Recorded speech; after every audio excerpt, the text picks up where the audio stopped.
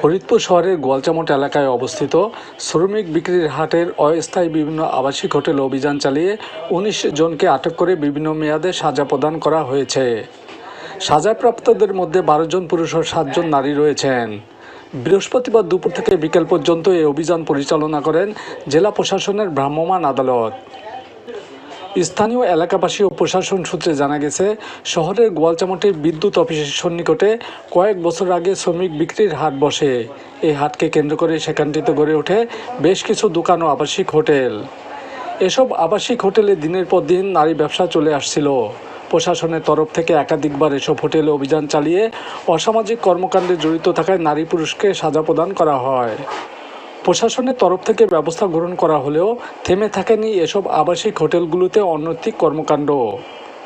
বৃহস্পতিবার দুপুরে গোপন সংবাদের ভিত্তিতে অভিযান পরিচালনা করে জেলা প্রশাসনের ভ্রাম্যমাণ আদালত। অভিযানের খবর পেয়ে এসব আবাসিক হোটেল থেকে ভিন্ন পথে বেরিয়ে যায় বেশ কিছু নারী পুরুষ। পরে বিভিন্ন হোটেলে অভিযান চালিয়ে ১৯ জনকে আটক করা হয়।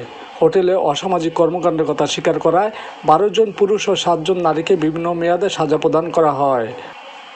পরে তাদের পুলিশের সহযোগিতায় জেল হাজতে পাঠানো হয়। অভিযানে মাদকদ্রব্য, যৌন উত্তেজক সামগ্রী উদ্ধার করা হয়।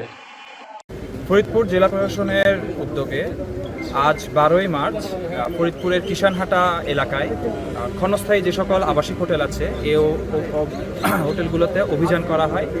এদেরকে বিভিন্ন অনৈতিক কর্মকাণ্ড এবং মাদকের লেনদেন সহ অনেক অসামাজিক কর্মরত অবস্থায় পাওয়া যায়। বিভিন্ন ব্যক্তিকে বিভিন্ন মেয়াদে শাস্তি প্রদান করা হয়।